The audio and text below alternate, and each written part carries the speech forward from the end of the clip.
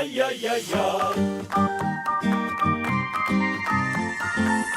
ای ای ای همیشه بخند و سر و ببر از دلا ای ای ای دوباره بلند شو امیدو ببر از کجا با پرچم بالا هم سفر ما هر بگیر از گویا از شب شب غم تا سحر ما جانمون از فردا ای ای ای هر پنجشنبه با ما پیک شادی. سلام به همه شما همراهان و همیاران همیشگی سیمای آزادی و بینندگان عزیز پیک شادی.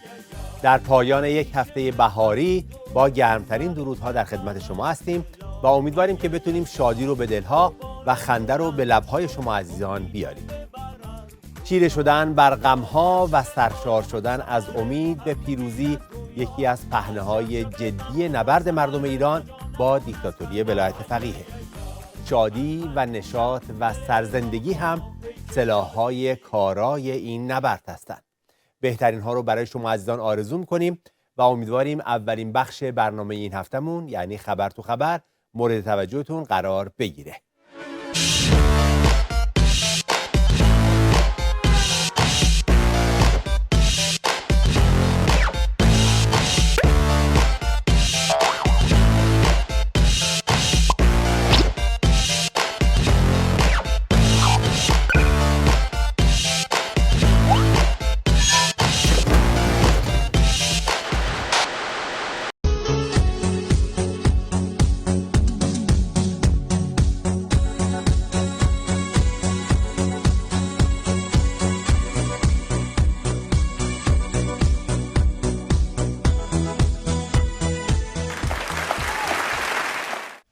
هفته خبر تو خبر داره براتون از عظمای دلنگونی که از بادها هم میلاله و میگه بادها باید هرچی ثروت هست رو ببرن بیت ولایت نه جای دیگه.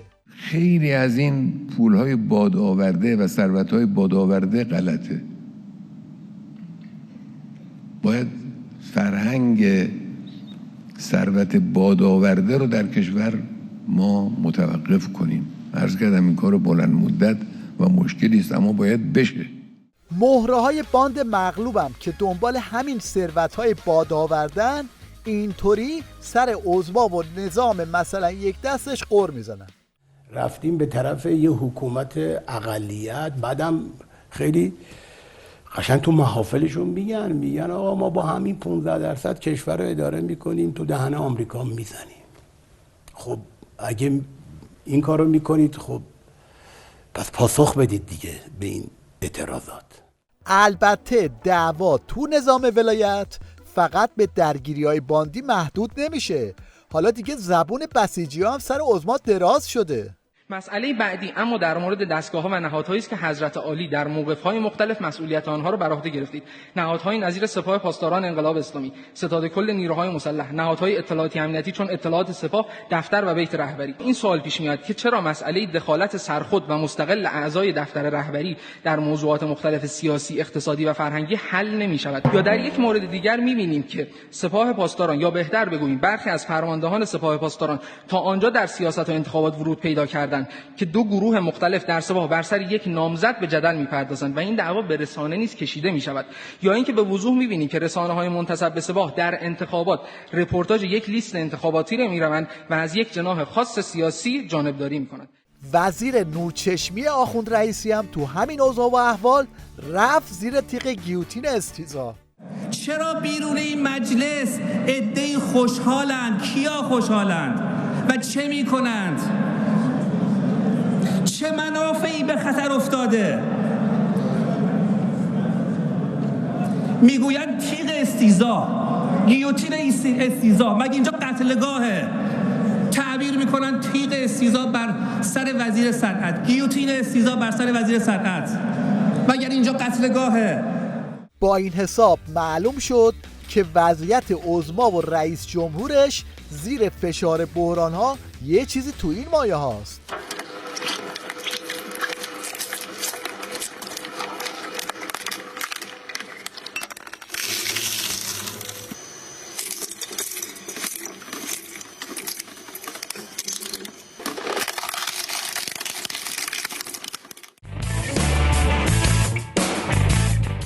جک و جونورای عظما توی استبل ولایتم از ترس مردم روزی نیست که پاچه آخوند رئیسی رو نگیرن.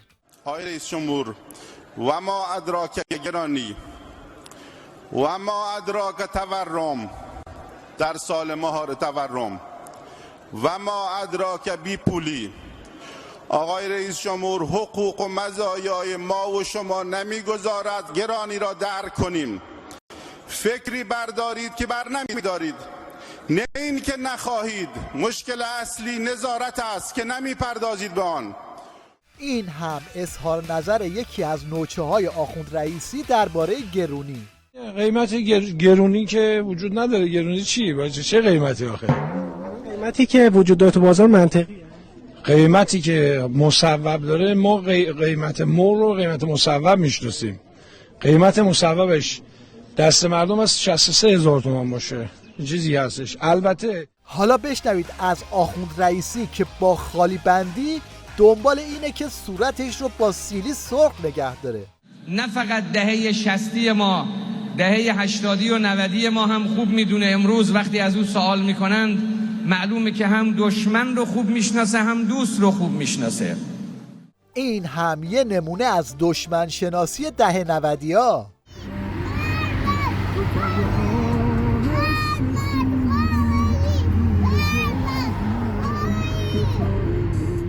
موتور عظما تو سراشیب بدبختی‌ها به چنین روزی افتاده.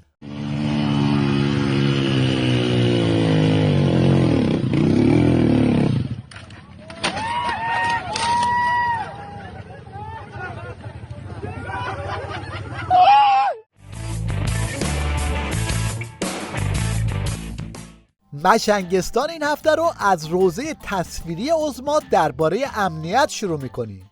معنای امنیت اینه که شما شب بتوانی با خیال راحت در خانه خودت بخوابی، صبح بتوانی با خیال راحت فرزندتو به مدرسه بفرستی بدون دغدغه.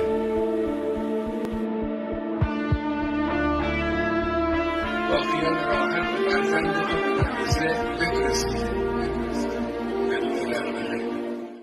این هم جای واقعی عکس عظما که روی گونی جمع‌آوری زباله است.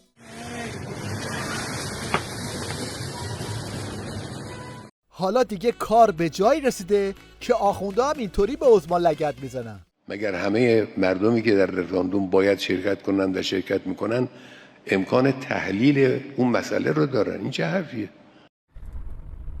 الان چند روزه دارم فکر میکنم که مردم یا حداقل خودم چقدر قدرت تحلیل دارم که بتونم در مورد مسائل مختلف حرف بزنم.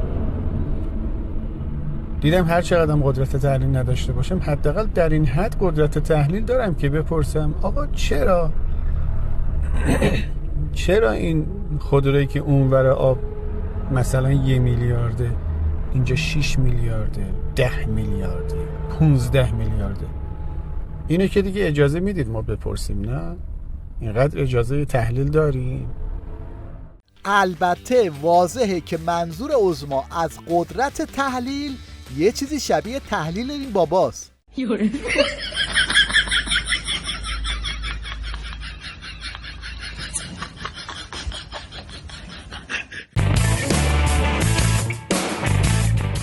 این شما و این یک کمدی استند آپ اقتصادی توسط وزیر مشنگ قبلی آخوند رئیسی. اونجایی فقط تحریم دلار میتونه به کشور خسارت بزنه که شما شریک تجاری اصلیتون آمریکا باشه. ما که با آمریکا کاری نداریم، نه صادرات داریم با آمریکا، نه ازش واردات خاصی داریم. یه ذره است، مهم نیست، صفر اصلا قابل توجه نیست. بچه‌ها سرمایه‌گذاری خارجی یک دروغ بزرگی در سطح جهانی و بین‌المللی. یه جوری اومدن القا کردن که کشورهایی که پیشرفت کردن همشون با سرمایه‌گذاری خارجی. اصلا اینجوری نیست. این کارشناس ولایتمدار نظامم تعریف جدیدی از لیبرالیسم ارائه میده که مجری تیویش رو هم گیج میکنه. لیبرالیسم اگر به من بگید یعنی چی؟ میگم لیبرالیسم بندگی خداست. یعنی انسان بنده شه، انسان برده شه، برده خدا. لیبرالیسم بندگی خدا یا شیطان؟ نه، نظر شما لیبرالیسم نه آزادی یعنی چی؟ از دید من آزادی یعنی بنده خدا. آخوند رئیسی میگفت باید همه کارا مثل شب عملیات باشه. بعد تیوریش هم مدام تصویر پاسدار رضایی رو نشون میداد که هرچی عملیات تو جنگ بوده رو به شکست کشونده. الان خیلی از کارها در کشور باید مثل شب عملیات انجام بشه آقایان محترم، درست مثل شب عملیات، ولی کار به سامان نمیرسه، مردم گله‌مند میشن. این هم یک تصویر شماتیک از عملیات‌های به سبک پاسدار رضایی.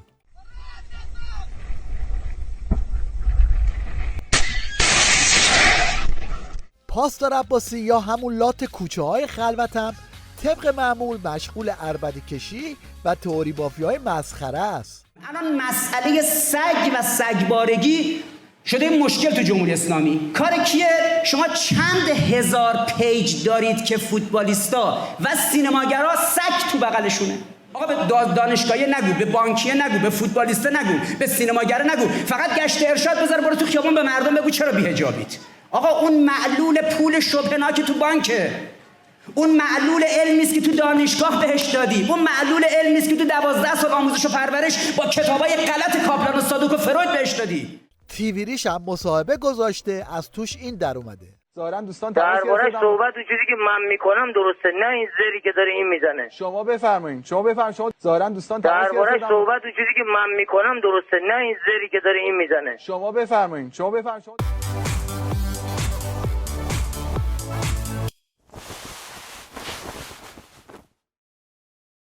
در پایان توجه شما رو به ابتکار پدر خوش‌ذوقی جلب می‌کنیم که فرزندش رو اساسی خوشحال می‌کنه.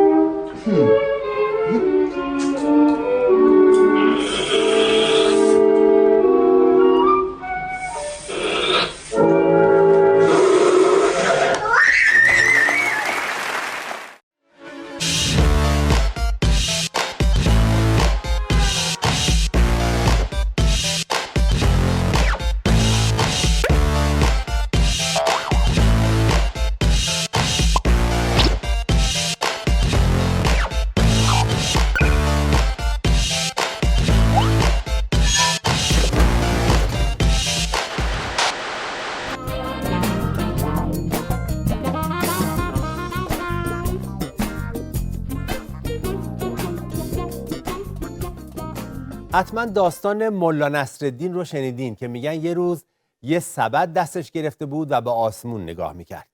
بهش میگن ملا چه کار میکنی؟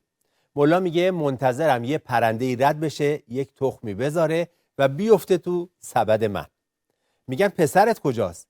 میگه مایتابه رو گذاشته روی گاز که من تخم مرغ رو ببرم یه نیمرویی با هم بخوریم. حالا این حکایت بازی‌های بچه شاه و طرفداراشه. جماعتی که فکر میکنن با آویختن به این و اون و بازارگرمی‌های رسانه‌ای چیزی عایدشون میشه. بریم سراغ آفساید و ببینیم دستاندرکاران آفساید این هفته به چه موضوعی پرداختن.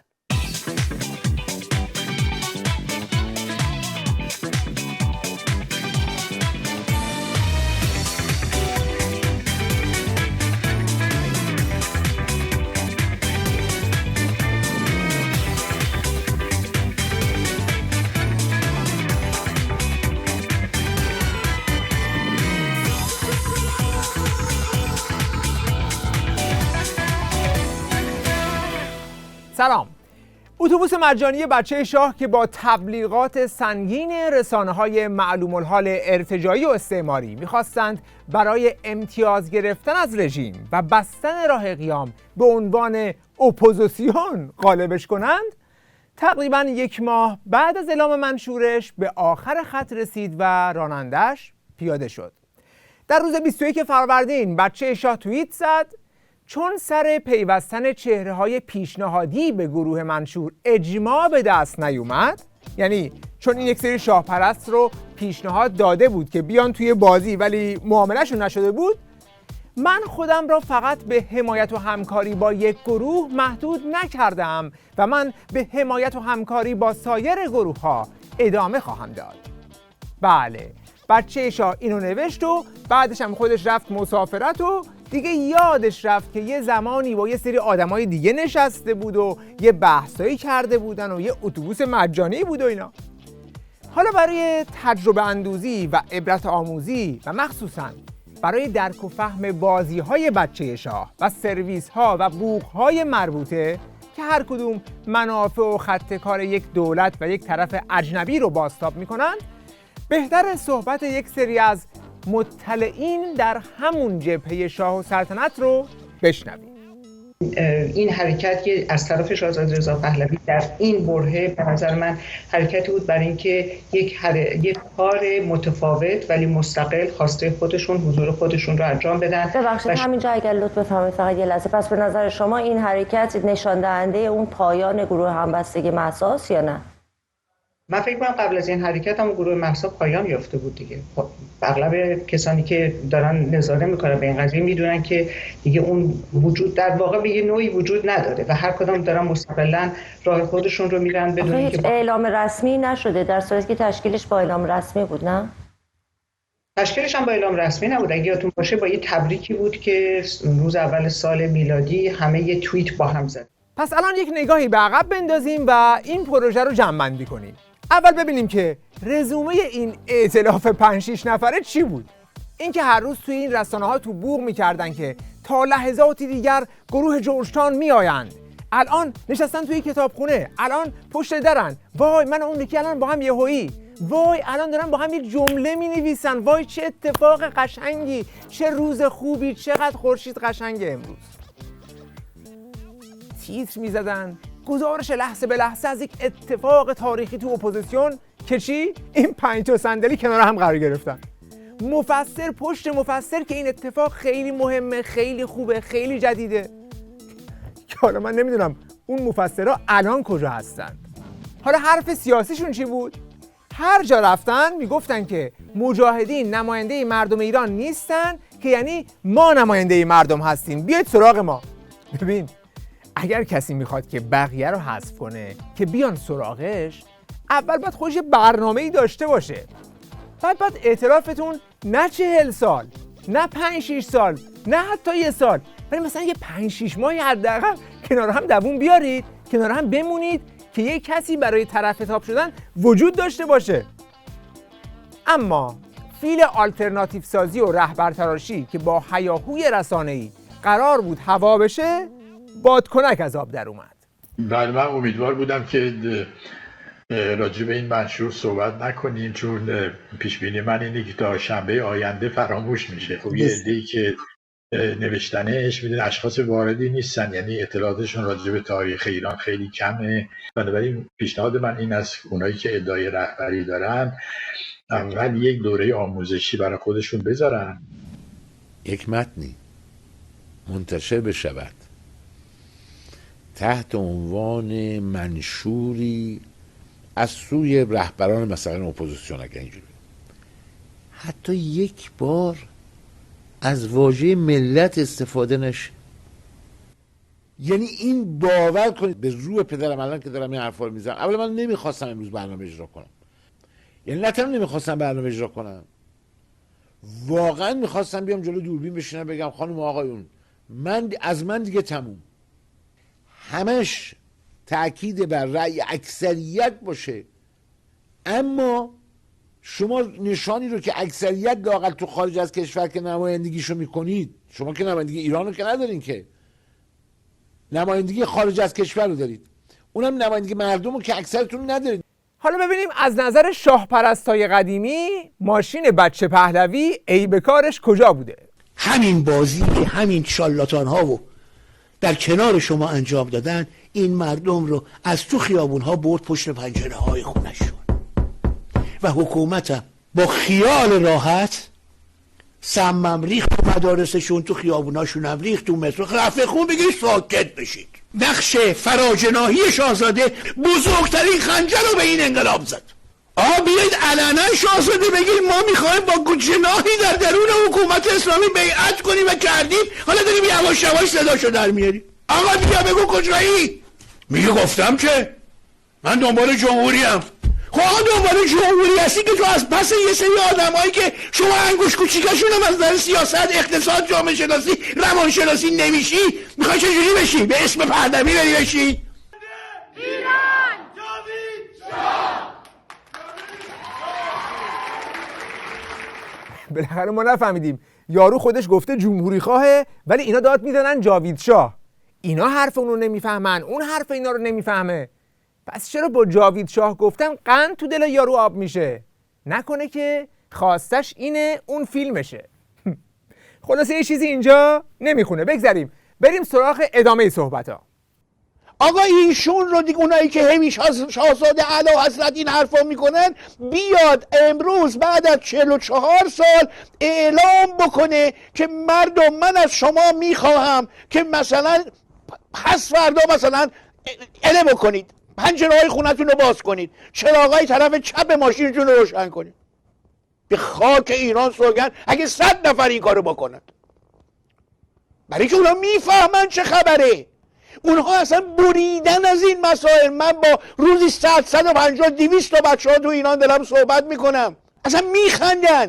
و حالا بریم سراغ گلایه هایی که علنی شده. استاد امیرطاهری، یکی از سوالاتی که بسیار مطرح میشد این که چرا مشروطه خواهان و پادشاهی خواهان پای این میز مذاکره یا در این هیئت 8 نفره در جورج تاون و حتی برای نوشتن این منشور حضور نداشتن. این به نوع خواسته بسیاری از مشروطه خواهان و پادشاهی خواهان بود که در این روم ها عنوان میکردن و ناراحت بودن و گلایه‌مند بودن. برای که در هیچ کدوم تا اونجا که من میدونم دعوت نشده بودن. میدونی این برنامه رو آقای سجادپور درست کرد در جورج تاون با کمک مالی یکی از ثروتمندان ایرانی که پدرش هم یکی از صاحبان صنایع بزرگ بود در ایران. بعد یه فهرستی خودشون درست کردن. حالا من واقعا حالا شاید با سجادپور صحبت کنم ولی باهاش صحبت نکردم.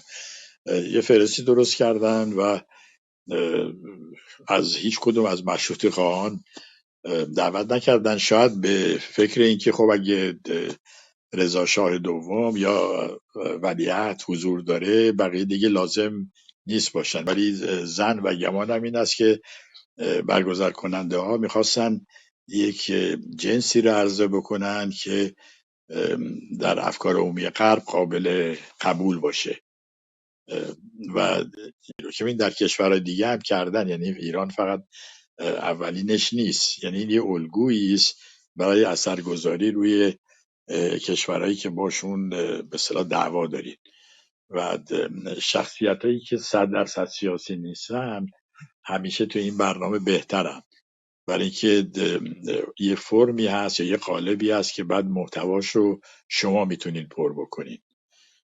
یعنی اون از اول با محتوای پر شده نیامده ولی در ضمن برای عرضه خوبه، تو تلویزیون خوب به نظر میاد، برای مصاحبه با عکس گرفتن با مقامات این ور اون ور خوب به نظر میاد. بعد از این حملاتی که به بچه شاه شد طرف اومد ابروشو درست کنه، زد چشمشم کور کرد. هیچی، بچه شاه توییت زد که من نقدهاتون رو شنیدم، رفتم یه سری اسمای جدید پیشنهاد کردم به گروه تا ائتلافمون خیلی قشنگ بشه، اما همین حرکت به جای دوای درد شد درد بیدرمون و روی آتیش اختلافاتشون بنزین ریخت. چرا؟ چون امروز این توییت رو بچه شاه کرد، فرداش یکی از اطرافیانش درز داد که بله خواستن فلانی رو بیارن ولی گویا دیگر اعضا با حضور او موافق نبودند. در ادامش هم موارد بعدی رو شنیدیم. یکی این که در فضای مجازی اخباری درباره پذیرا نبودن طراحان منشور از چهره‌های تازه معرفی شده شنیدیم و به گوشمون خورد که گویا شاهزاده رضا پهلوی نام چند چهره سرشناس رو معرفی کردن به طراحان منشور که به جمعشون افزوده بشن، اما گویا اینها پذیرا نبودند. یکی از این چهره‌های معروف خود شما بودید که گویا رد صلاحیت کردن آقای طاهری با کمال پوزش. خودتون آگاهی دارید از این قضیه یا خودتون تو فضای مجازی شنیدید؟ میخوام ببینم واکنش شما چیه به این داستان و به این. من الان آگاهی دارم چون یکی دو ساعت پیش که رسیدم به من و تو یکی از همکاران شما به خبر داد، ولی قبلا اطلاعی نداشتم که اصلا نامزد شدم برای این کار یا سلب صلاحیت شدم و اصلا نمیدونم اصلا موضوع چی است. و شاهزاده چند وقت پیش خبرش توی فضای مجازی منتشر شد که چند تا نام دادن به این طراحان منشور، اما خب نکته جالبش اینجاست که اون طراحان منشور تا الان هیچ واکنشی به این رد صلاحیت که بشه اسمش رو گذاشت، شورای نگهبان دارن اینام، نشون ندادن و این باز دوباره ما رو یاد مسئولین جمهوری اسلامی میندازه که شما در رابطه با هیچ تصمیم گیری و هیچ اتفاقی که میفته پاسخگو نیستید و شفاف سازی نمی‌کنید. حالا ما که در جریان به معنی نیستیم، نمیدونیم حالا اونجا چه اتفاقی افتاده. خب اگر همچنین اسامی که حالا پیشنهاد شده چجوری بوده، حتما یک حجتی یا علتی دلیلی پشتش بوده که این اسامی داده شده، باید مشخص بشه. این انچون خیلی کار خطرناکی. بله. اولا اینکه این پیشنهاد به واسطه شاهزاده داده شده. خب این اولین توهین بسیار بزرگی به خود ایشون است. بله. یعنی ایشون نمیدونه که چه کسی باید باشد یا چه کسی نباید باشد. کار به اونجا رسید که رئیس شبکه هم وارد شد و گفت از اول همه چیز خشتش کج بود و کاش از اول ما وارد این سیرک سیاسی نمی شدیم. ای کاش از اول وارد این سیرک سیاسی نمی شدن، چون همه چیزش از اول نادرست بود. عده‌ای تقریبا ناشناخته که میخواستن از دیگران به نحو اهداف خودشون سوء استفاده کنن. سیرک زودتر از اون چه انتظار میرفت به بنبست رسید و چیزی به تعطیلیش نمونده. و چند روز بعد هم اسماعیلیون دلیل بیرون کشیدن خودش رو اینطور ارائه داد. و بعد خب مسائل دیگری هم پیش اومد که در واقع بحث‌های داخلی جمع به خارج انتقال پیدا کرد که این هم به نظر من ضربه دیگری بود. مثالش چیه؟ مشخصاً چه اتفاقی افتاده؟ به طور مشخص تو توییتی که آقای پهلوی در 2 هفته گذشته زدند، بیرون بردن بحث‌های داخلی از جمع بود، در حالی که ما داشتیم هنوز در موردش صحبت می‌کردیم. همونطور که گفتم دیگه فکر کنم ضربات آخر این بود که در واقع بحث‌های داخلی به بیرون گفته شد و به نظر من این کار اصلا دموکراتیک و درست نبود. و بعد هم از جوانب دیگه حرفها و سوالات دیگه‌ای روی میز گذاشته شد. باید واقعیت رو جلوی چشم شاهزاده بگیرید که شاهزاده اشتباه کردی. شما نباید میشستی با یک جماعت اصلاح طلب و نایاکی و سپاهی. یعنی شاهزاده شما ندیدی در اون مرکز هیلاری شناسی دانشگاه جورج تاون که نشسته بودی، ندیدی جلوت توی سالن همه نایاکن؟ یعنی شاهزاده شما نمیدونی که جیسون رضاییان بورد ممبر نایاکه؟ یعنی شما نمیدونی که مکس امینی یکی از پایه های دلغک نایاکه؟ یعنی شما نمیدونی که کریم سجادپور، کریم نایاکی معروف، یعنی شاهزاده شما اینا رو نمیشناسی؟ شاهزاده توپو میزنه بیرون تو اوت، با کسایی میره میشینه که هیچ کدومشون هیچ وقت برانداز نبودن. کدوم یکی از اون کسایی که توی جورج تاون نشسته بودن برانداز بودن؟ شما سابقه براندازی این آدما رو به ما نشون بدین ببینم. همشون مالکشان اصلاح طلب یا نایاکی. و شاهزاده اگر این چیزها رو ندیده، در بینش سیاسیش بسیار مشکل وجود داره. بله، اتوبوس مرجانی توی یک عقب جلو توی پارکینگ پنچر کرد و جوش آورد و مسافرینش هم پیاده شدند. راستی علت چی بود؟ شکستش از جانب جنبش آزادیخواهی و برابری طلبی در جامعه ایرانه که نگفته به چنین تلاش‌های مضحکی برای به اصطلاح ائتلافات نمایشی و پوشالی که غرب و دول غربی سعی می‌کنن رهبر تراشی کنن برای تحولات سیاسی در ایران و سعی کنن این رهبران رو حقنه بکنن. این درایت و قدرت بینش و عمق به اصطلاح آزادیخواهی و برابری طلبی در جامعه ایران هست که دست رد به چنین تلاش‌هایی زده.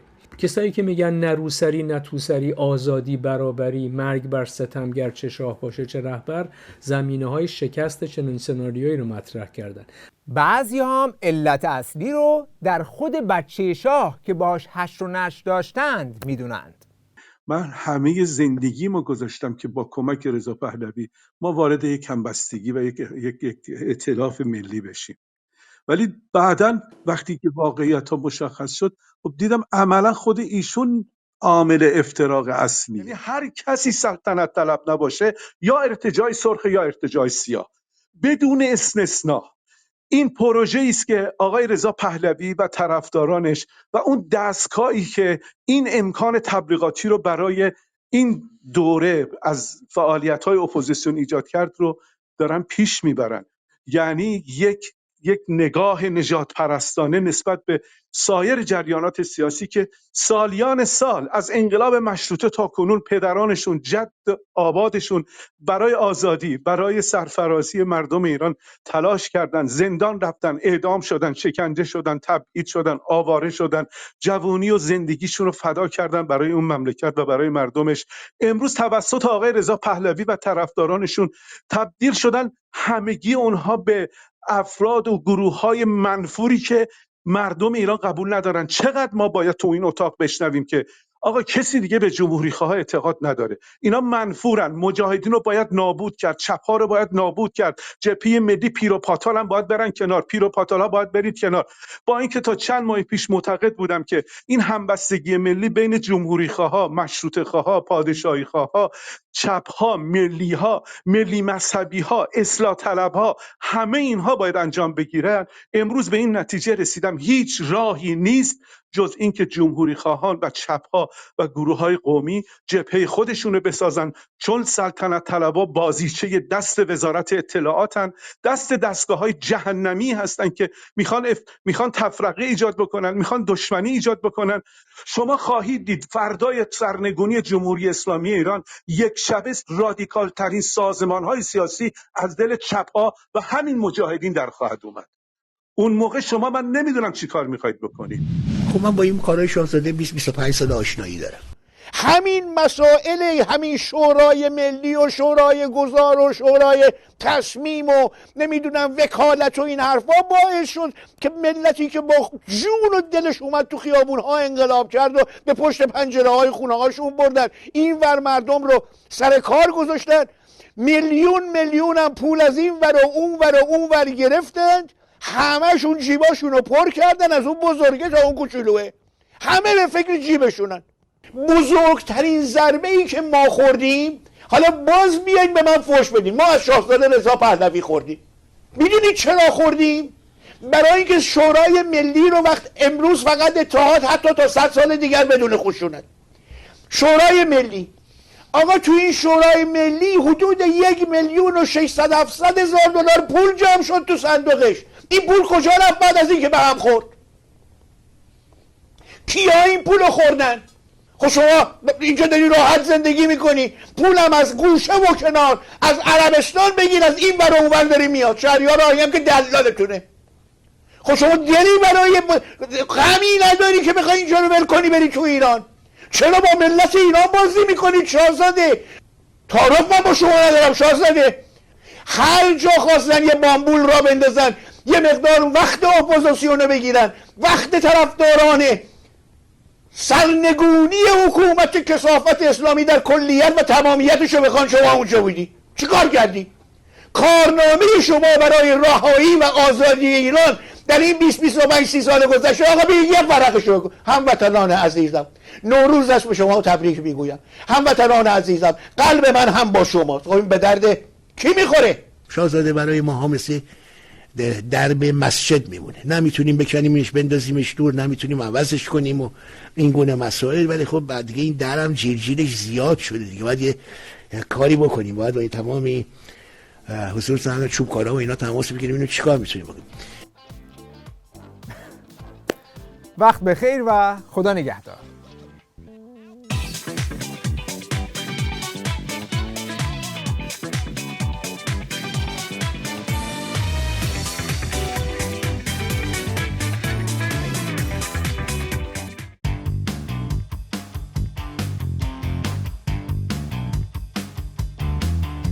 نشو میخوام نه ملا میخوام نشو، 100 و خورده ای سال دیگه بس دیکتاتوری بالا، نه به شام و نه به ملا، همه با هم مشتا بره بالا. تاج و امامه ول کن تاریخ، مصرفاشون دیگه گذشته. صفاکی آی سپاهی بدون آخر راهی، خودت داده زحمت، آخه بد جور افتادی به خفت. نه به شام و نه به ملا، همه با هم مشت تا بره بالا. تاج و امامه ول کن تاریخ مصرفاشون دیگه گذشته. این آلترناتیوا با این ترکیب رسوا مگه میکنه دردت رو دوا؟ دردت رو بی درمونه کیه اینو ندونه؟ گم کن گورت و مرد شورخونه. مرد در هرچه ستمگر، چه شاه باشه چه رهبر، شیخم مثل اون شاه مگه میشه که نشه کله پا؟ نه به شام و نه به ملا، همه با هم مشت تا بره بالا. تاج و امامه ول کن تاریخ مصرفاشون دیگه گذشته.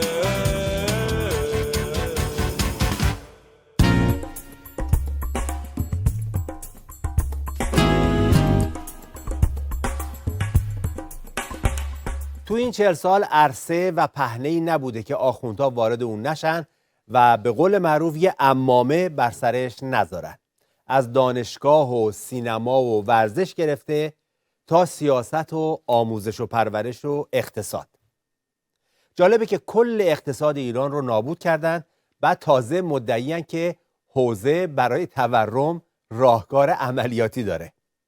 این ادعا مثل این میمونه که مگس بگه من برای ارتقاء بهداشت راهکارهای عملیاتی دارم، یا مثلا دایناسور راهکار عملیاتی خودش برای حرکت از مدرنیسم به سمت پست مدرنیسم رو ارائه بده. یکی نیست به این آخوندا بگه تورم زایده همین راهکارهای عملیاتی شماست. شما خودتون اصلا تورمین، بعد برای مهار تورم برنامه دارین؟ البته وقتی ولی فقیه دزد اسم سال رو میذاره سال مهار تورم و جلادی مثل رئیسی هم میشه متولی اقتصاد ایران، دیگه طبیعیه که آخوندا هم به چنین ادعاهایی رو بیارن. با هم بریم سراغ یکی دیگه از قسمت‌های آقا جونینا و ببینیم که این بار چه کار میکنن.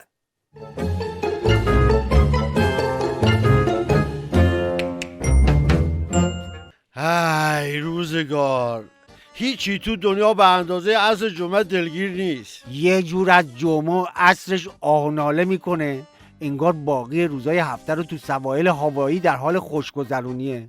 والا الان که جمعه نیست چه گلی داری به سر من میزنی؟ مثل باقی روزای هفته بیکاری، هر روزم مثل جمعه.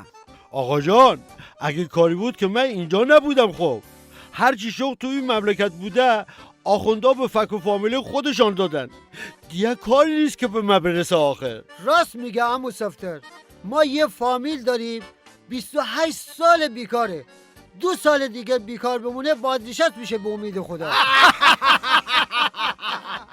بعد بعضی ساخته پول تو جیب ملت نداشتم بمونه. امروز تو مترو کارت یه بنده خدایی از بیپولی شارژ نداشت، من به جاش کارت زدم بیاد تو مترو. اینقدر خوشحال شد گفت انشالله اومدی سمت ما جبران میکنم برات. کجا کار میکرد؟ گفت مرد شورم. والا شانس نداریم اصلا ما. آقا بالاخره یکی به ما بگه ما چند خط زیر خط فقریم؟ اگه یارانا منقط بکنن میریم صفحه بعد. بابا شما یادتون نمیاد یه زمانی میشد کار کرد و پول جمع کرد؟ نه بابا راست میگی؟ دروغم کجا بودم اونجا؟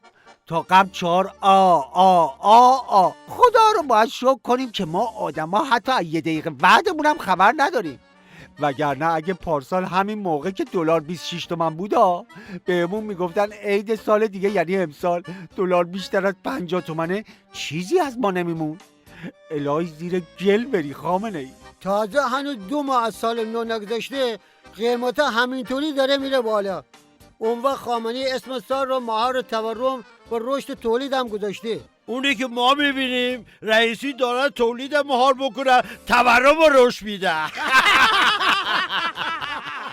جالب اینه که چند روز پیش گفت من ناف اقتصاد رو از دلار قطع میکنم، همون روز دلار چند صد تومان گرون شد. بهش بگو اونی که قطع کردی شارک بود اولاغ. تو رو خدا تو به هیچی دست نزن، تو فقط برو بمیر. چه خبره دعسی؟ چرا انقدر رو صفحه گوشی ضربه میزنی؟ بازم سرعت نت کم کردن؟ کجایی کاری قربان تو؟ سرعت حلزون قطع نخواهی شده همراه با 3 تا سکته مغزی 15% از سرعت اینترنت آخونده بیشتر قربان تو بگردم من. بی خود وقت تلف کنی.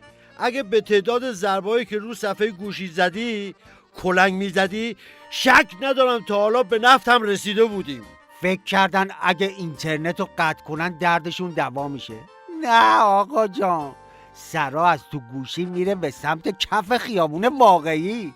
اون وقت ماییم و اونا و کوکتلای آخونسوز.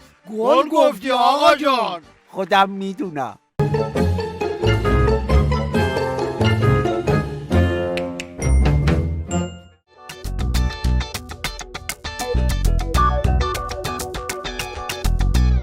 گندگویی و قمپز درمانی در نظام ولایت فقیه این روزها خیلی مد شده و مهرهای ریز و درشت نظام سعی میکنن شانس خودشون رو در این زمینه امتحان کنن.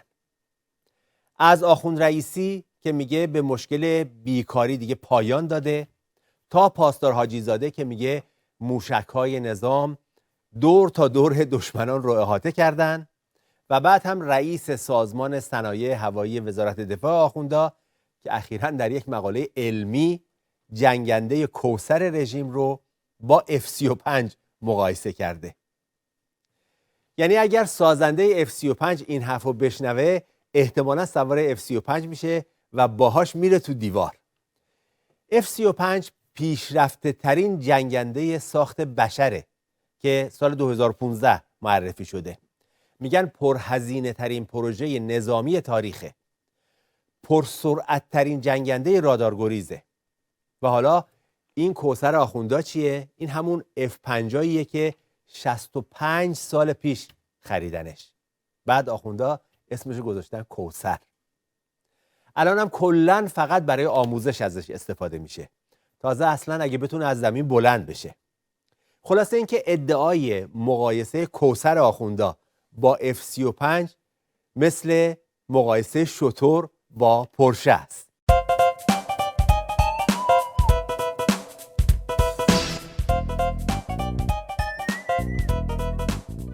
با سلام خدمت همه بینندگان عزیز برنامه کامنت. راستی چرا من سلام کردم اول؟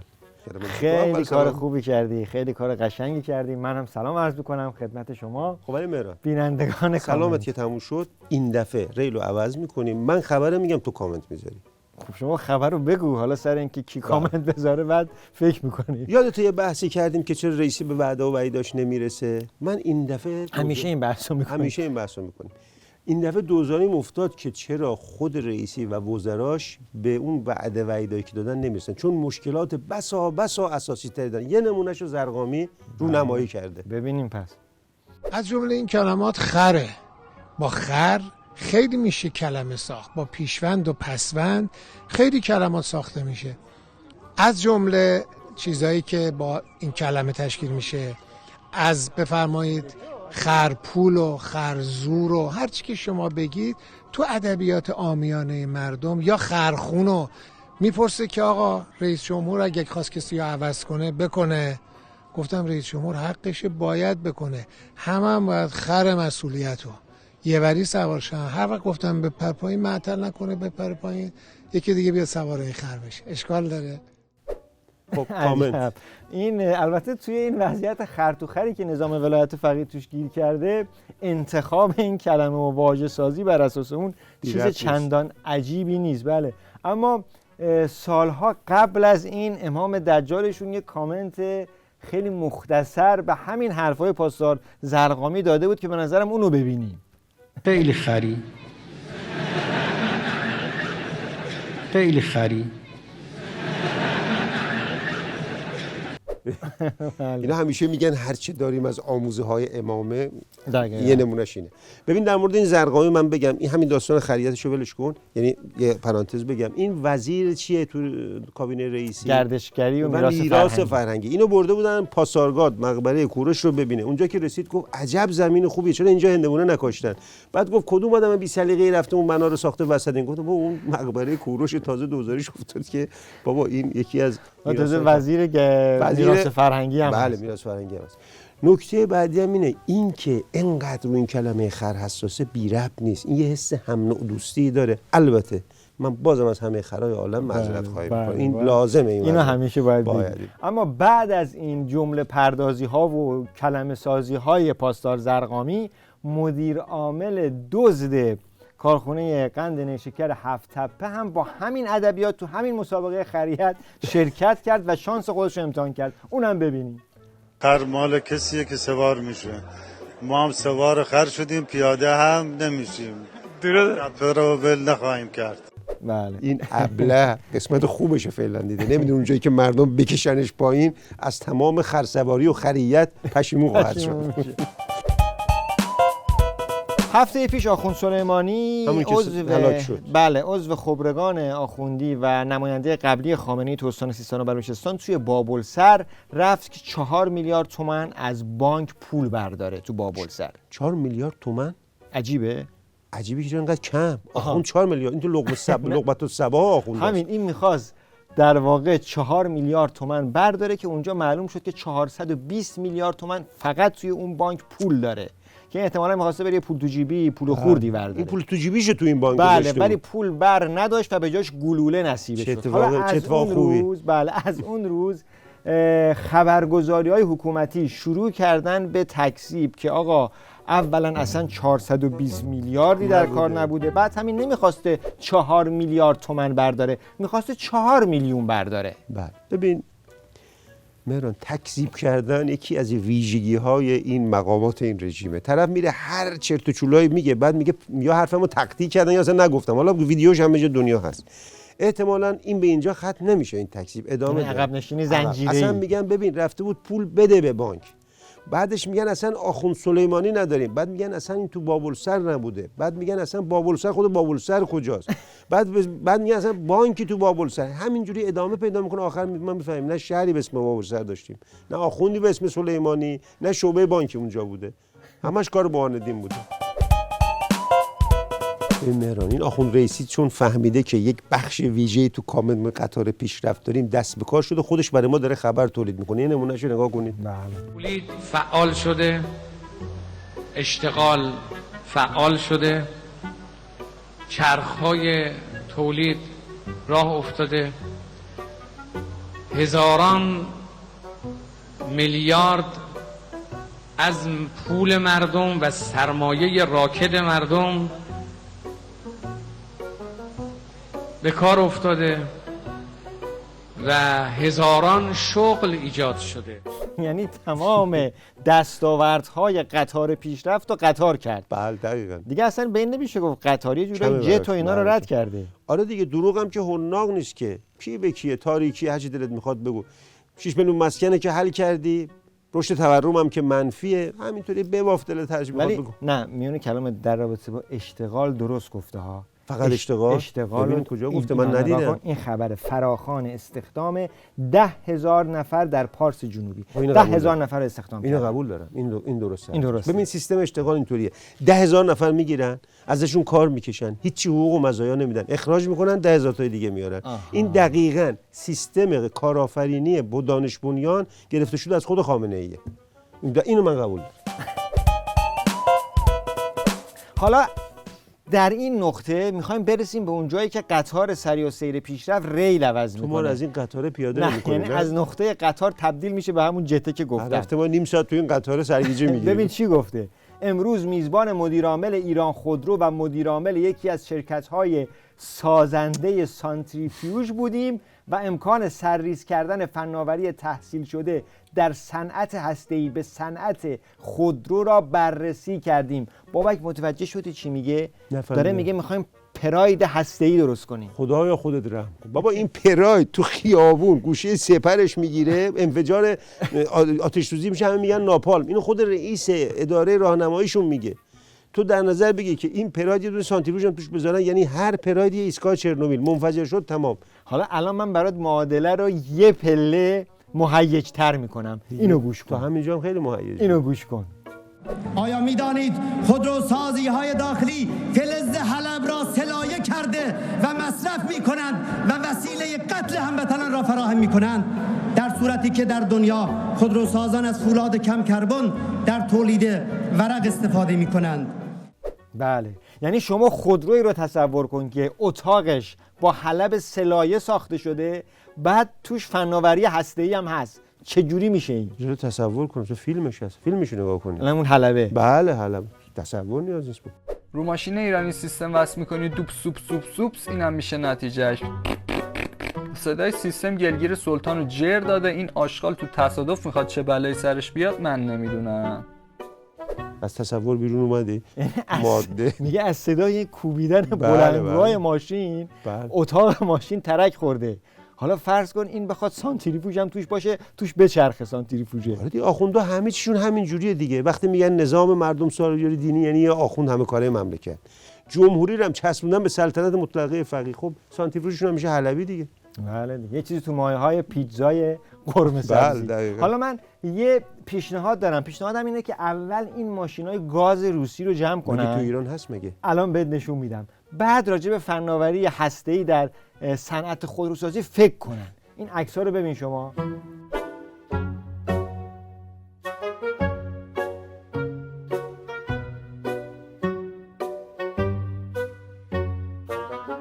این خودروهای گاز روسیه توی شمال گیلان. ببین این خودروها تاریخچه‌شو میدونی؟ مال جنگ جهانی دوم دیگه. نه جنگ جهانی دوم اصلا روس‌ها از خیر هزینه بردنشون نصرفید گذاشتن تو ایران. الان تو رژیم داره 200 میلیون تومان خرید فروش میشه. همین الان اینا رو ببره روسیه فقط یا موزه ها تحویلش میگیرن یا کارخونه‌های ذوب‌آهن. البته یه چیزی بگم، واقعا رئیسی به وعده وعیداش رسیده. قطار پیشرفت سوار شدی قیمت این دیگه. چیزی که باید اقتصاد مقاومتی چیزی که مینداختن دور تو مملکت‌های ایران، مملکت‌های دیگه 200 میلیون. از صدقه سری آخوندا همین تو ایران باش هندونه جابجا یه فاکت اثباتی قطار پیشرفت. راستی مهران، این داستان مسموم سازی به کجا رسید؟ هیچی دیگه. وزارت اطلاعات بیانیه داد، گفت دانش آموزان برای بازیگوشی یا فرار از امتحان در مدارس گاز فلفل یا بمبک بدبو زدن. بمبک. بله دیگه، همه چی تمومه دیگه. مجرمو گرفتن. اینجور چیزا هم که به مردم برمیگرده سریع دادگاه، سریع هم حکم اجرا میشه. مسئله تموم شد. یعنی الان مجرم شدن دانش آموزا. بله دقیقاً. ببین چرا مجرم شدن؟ تو چراش منظورته دیگه. ببین خامنه یاد باشه روز درختکاری اومد گفت بگیریدشون، اشد مجازات برسونید، منم عفو نمیکنم. اونم باید یکی رو بگیرن. باید یکی رو بگیرن دیگه. مقام عظما گفته باید یکی رو بگیرن. کیو بگیرن؟ خودشو بگیرن، مقام عظما رو، آدمای بیتشو بگیرن، اون بخش وزارت اطلاعات که مأمور شده این کارو بگیرن. کیو باید برن بگیرن؟ دانش آموزو بگیرن. خب دانش آموزو گرفتن، به اشد مجازات هم میرسونن که دیگه با خودشون گاز سمی و بمبک بدبو تو مدرسه نیارن. تمام رژیم اینطوریه. مگه تو هواپیما اوکراینی رفتن حاجی زاده رو گرفتن، رفتن سلامی رو گرفتن، کیو گرفتن؟ یکی که اصلا ما نمیدونیم چی بوده، اسمش بوده اپراتور، حتی اسمش هم ما نفهمیدیم. این داستان گرفت بگیر تو رژیم اینطوریه. معمولا اون کسی که خودش مورد حمله قرار میگیره مجرمه. یادت هست که الان میگن دانش آموزا خودشون رو مسموم میکنن. گفتیم آموزه های خمینی همیشه هست. این امام ملعون یه بار گفته بود که مجاهدین خودشون رو شکنجه میکنن. این ادامه همونه. دانش آموزا هم خودشون رو مسموم میکنن. بله، به مسموم سازی دانش آموزا که میرسه دوربیناشون خراب میشه. بله. اما به جاسوسی که میرسه، ببین چه دوربینایی درست کردن و چطوری هم تبلیغ میکنن اون دوربینا رو.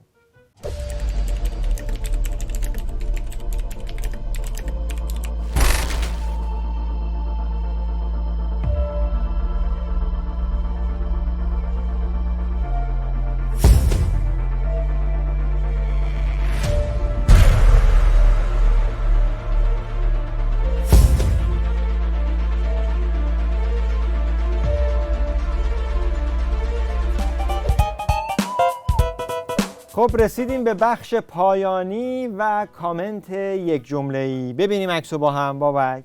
بله.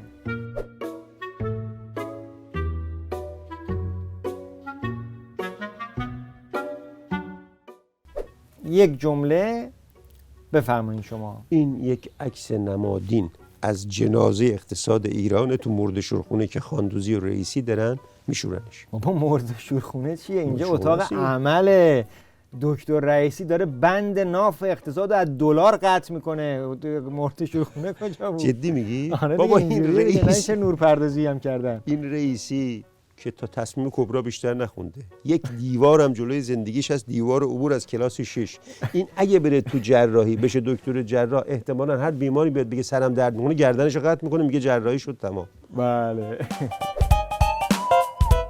بینندگان عزیز، همراهان پیک شادی، کامنت این هفته هم به پایان رسید و تا دیدار بعد خدا نگهدار همگی. شاد و سرفراز باشید.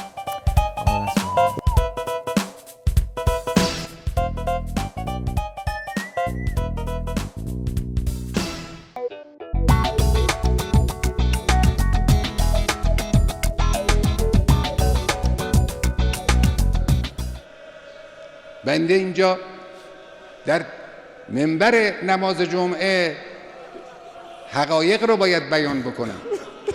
من از سال 1336 یعنی 52 سال قبل جسم ناقصی دارم.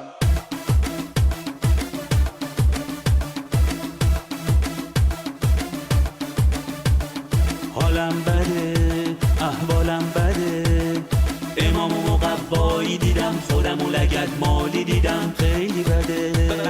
حالم بده، حالم بده، آقا رو با بیجامه دیدم، سرشو بی امامه دیدم، خیلی بده. حالم بده، احوالم بده، رفیقام و اسقاطی دیدم، خودم و توشون قاطی دیدم.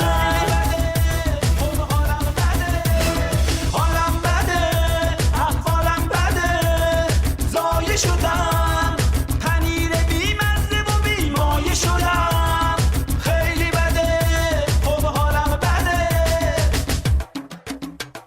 حالم بده، یه حالیم خیلی بده، حالم بده.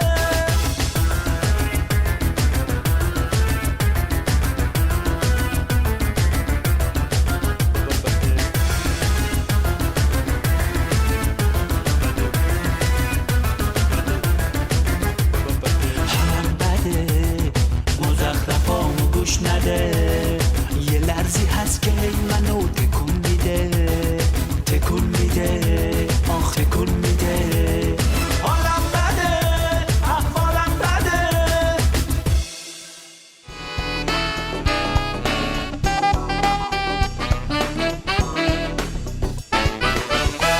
خامنه‌ای تصور میکرد اگر اصلاحاتی‌ها رو جراحی کنه و سیاست به اصطلاح انقباضی رو در پیش بگیره میتونه بر قیام مردم غلبه بکنه و بقای نظامش رو به این طریق تضمین کنه.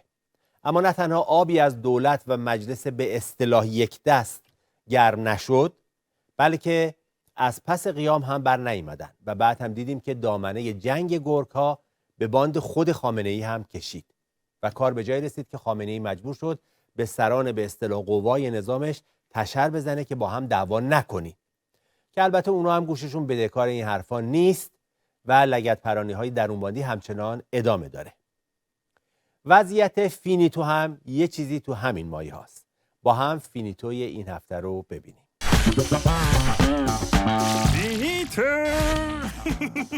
خب الان میخواهیم جلسه سران خلان فینیتو را آغاز همی بکنیم. اندی ریس ریس بگو. کت خدا، من به عنوان دکتر ریس درخواست دارم که علوفه های طویله قاس را به طویله من اوی تو دم به اولاغ کت خدا هم نیستی. از کی تا حالا شدی دکتر؟ ببین من را اینطوری نبینم.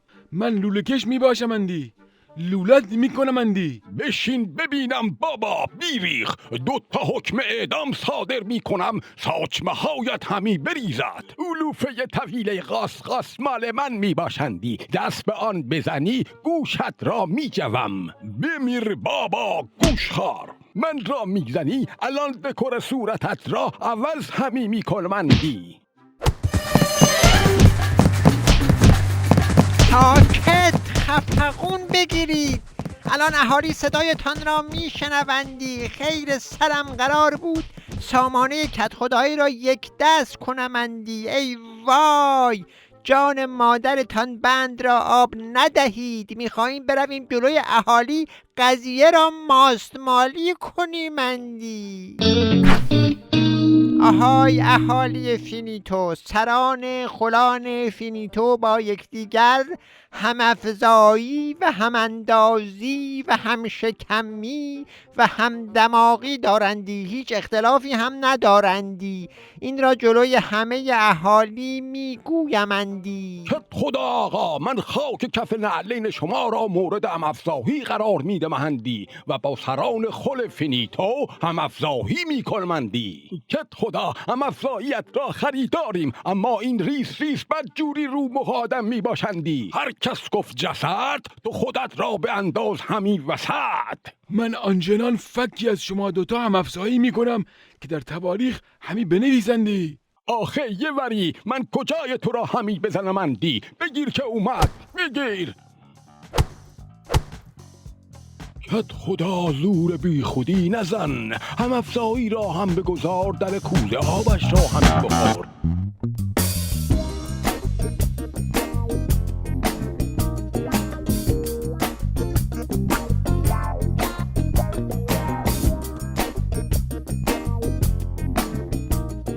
بوی بهبود ز اوضاع جهان میشنوم، شادی آورد گل و باد صبا شاد آمد.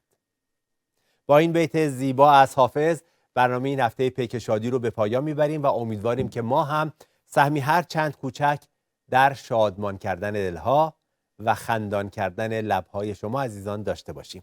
با بهترین آرزوها شما رو به خدای بزرگ میسپاریم. شاد و سرشار و سرفراز باشید. همیشه بخند و سر و ببر از دلا، دوباره بلند شو امید و ببر از کجا. با پرچم بالا هم سفر ما هر بگیر از رویا، از شب